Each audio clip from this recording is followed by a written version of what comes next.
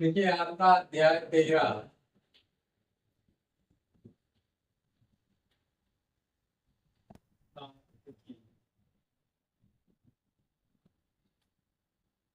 ठीक।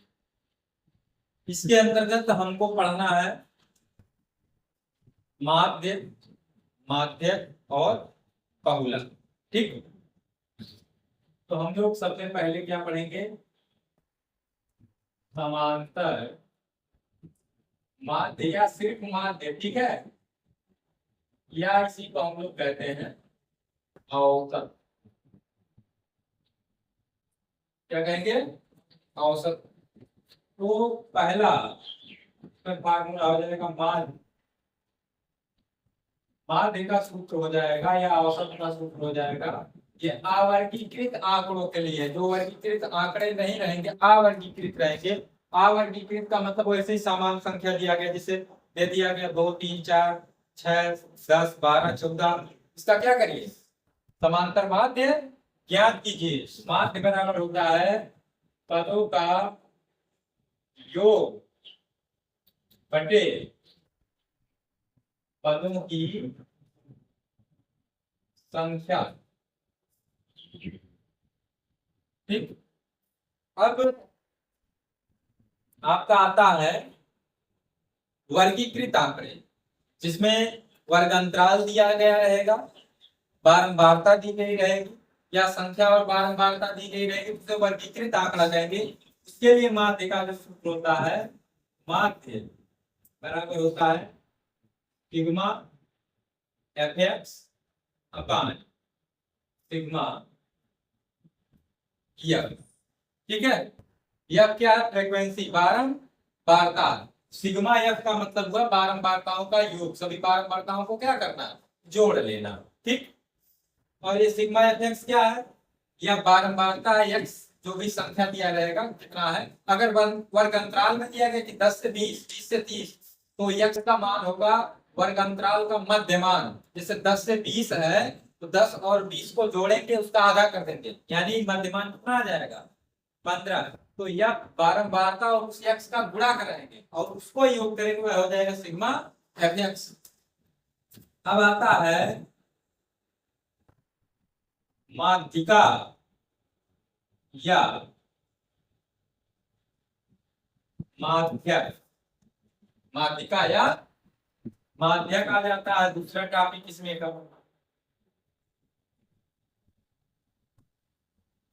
तो आवर्गीकृत आंकड़ों के लिए दो सूत्र हैं। यदि पदों की संख्या विषम, मतलब जो पद दिया गया है उनकी संख्या क्या हो? विषम हो। जैसे पदों की संख्या 7 ना हो। विषम मतलब जो दो से कटता ना हो। ठीक। तो जो भी आवर्गीकृत आंकड़े दिए गए रहेंगे, जो संख्याएं दी गई रहेंगी, तो उनको सबसे पहले हम लोग आरोही या अवरोही क्रम में लिखेंगे। मतलब घटते क्रम में। आरोही मतलब होता है बढ़ता क्रम, और अवरोही होता है घटता क्रम। तो या तो हम लोग उसको घटते क्रम में लिख लेंगे या फिर बढ़ते क्रम में लिख लेंगे। उसके बाद अगर पदों की संख्या क्या है? विषम हो, तब माध्यक बराबर आपका हो जाएगा n+1 बाई पद। ठीक। जैसे पदों की संख्या मान लीजिए 9, विषम संख्या है, तो सूत्र लगेगा पहले उसको 9 को क्या करेंगे?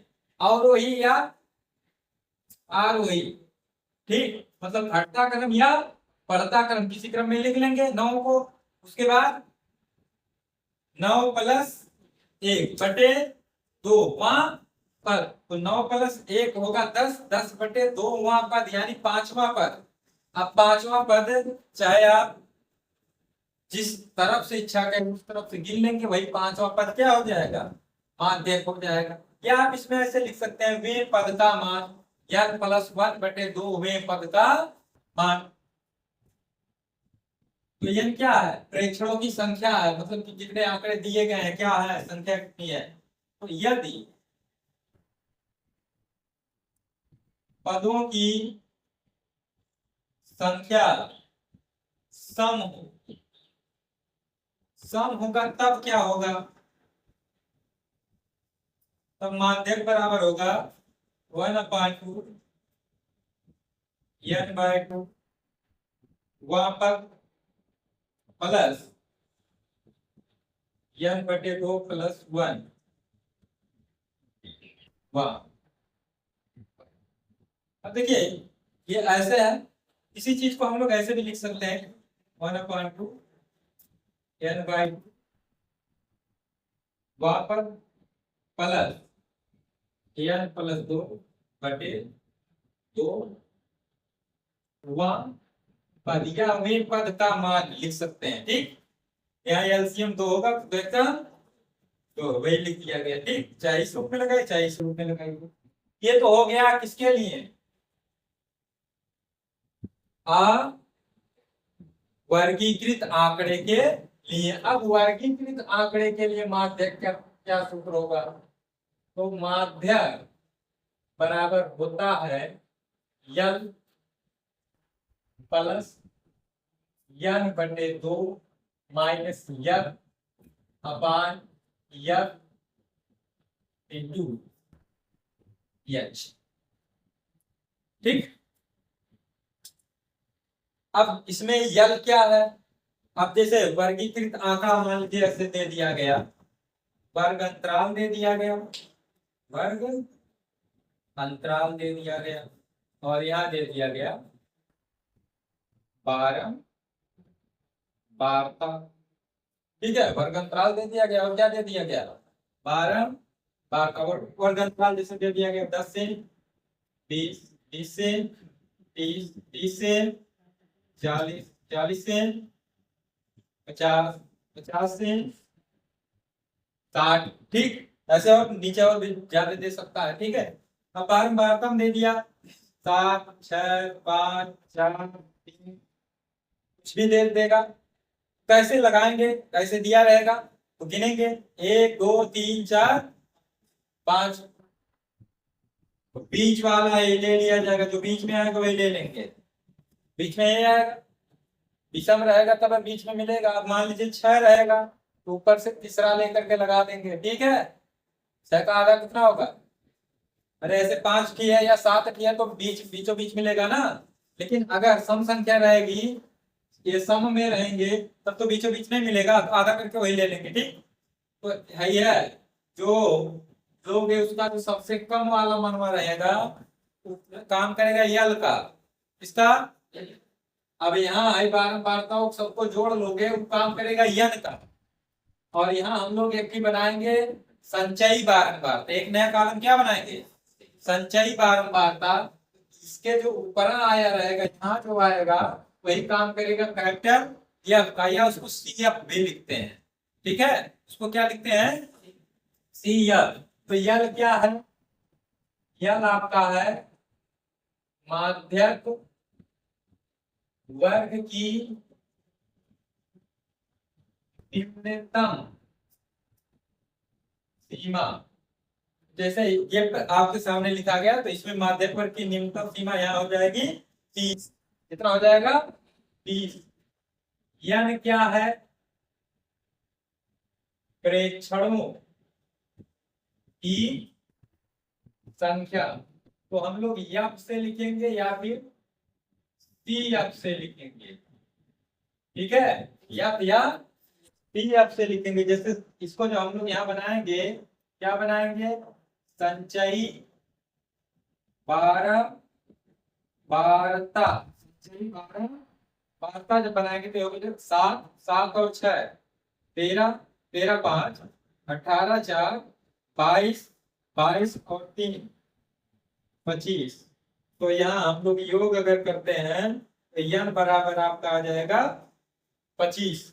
यन क्या हो जाएगा 25, तो यन यही प्रेक्षणों की संख्या हो जाएगी। और 30 इसमें क्या हो जाएगा माध्यक वर्ग की निम्नतम सीमा। यह क्या हो जाएगा माध्यक वर्ग के ठीक पहले वाला मतलब ये वाला ये आपका काम करेगा, चाहे एफ से लिखेंगे चाहे सी एफ से लिखेंगे, ये माध्यक वर्ग यही हो गया। तो माध्यक वर्ग के ठीक पहले की संचयी बारंबारता, तो एफ या सी एफ क्या है, माध्यक वर्ग के ठीक पहले की संचयी बारंबारता। ठीक, अब और क्या बचा हुआ है, स्मॉल एफ। स्मॉल एफ का काम है करेगा ये 5, मतलब ये माध्यक वर्ग की बारंबारता है। यह क्या है, माध्यक वर्ग की बारंबारता,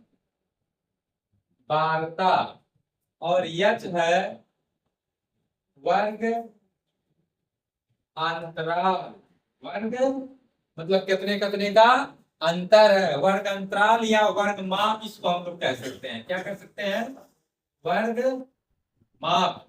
ठीक, क्या कहेंगे, वर्ग माप। कितने कितने का अंतर है, जैसे कितने कितने का अंतर, 40 में से 30 घटा दोगे कितने का अंतर है, तो यच का मान इस क्वेश्चन में इसके लिए कितना काम करेगा, 10 का। ठीक, अब ये हो गया, इसको बताएं कैसे लगाएंगे। अब आ गया हमारा बहुलक। कौन, बहुलक। अगर अवर्गीकृत आंकड़ा है तो जो संख्या ज्यादा बार आई रहेगी, यानी जिसकी बारंबारता ज्यादा रहेगी, वही क्या हो जाएगा, बहुलक हो जाएगा। लेकिन अगर वर्गीकृत आंकड़ा है, जैसे यहाँ अभी बताएं वर्गीकृत आंकड़े के लिए, उसके लिए बहुलक का सूत्र हो जाएगा बहुलक बराबर यल।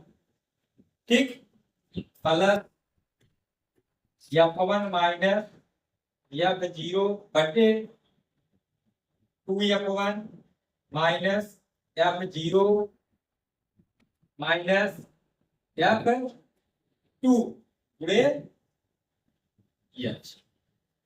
अब f1 कौन काम करेगा, f0 कौन रहेगा, ठीक है, f2 क्या होगा, h क्या होगा, इसको भी हम लोग चलिए उसमें समझते हैं। तो इसमें ऐसे दिया रहेगा वर्ग अंतराल, और एक दूसरा बना रहेगा बारंबारता, बारंबारता बना रहेगा।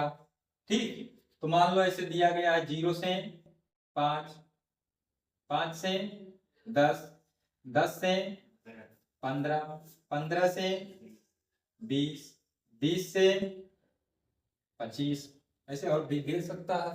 बारंबारता मान लीजिए 6, 9, 12, ठीक है, 10, 8, ऐसे कोई सवाल दिया गया है, समझाने के लिए सिर्फ लिख रहे हैं। तो यल क्या है, यल है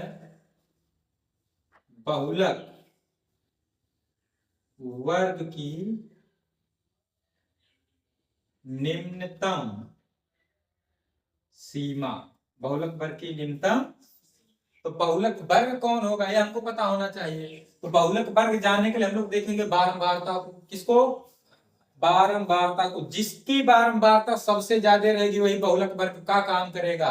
जिसकी बारंबारता सबसे ज्यादा रहेगी वह किसका काम करेगा, तो सबसे ज्यादा बारंबारता वाला कौन है ना, तो इसमें यही बहुलक वर्ग हो जाएगा। तो यानी बहुलक वर्ग की निम्नतम सीमा इसमें कितना काम करेगा, इस क्वेश्चन के लिए 5 तुमको दिख रहा है, 10 है।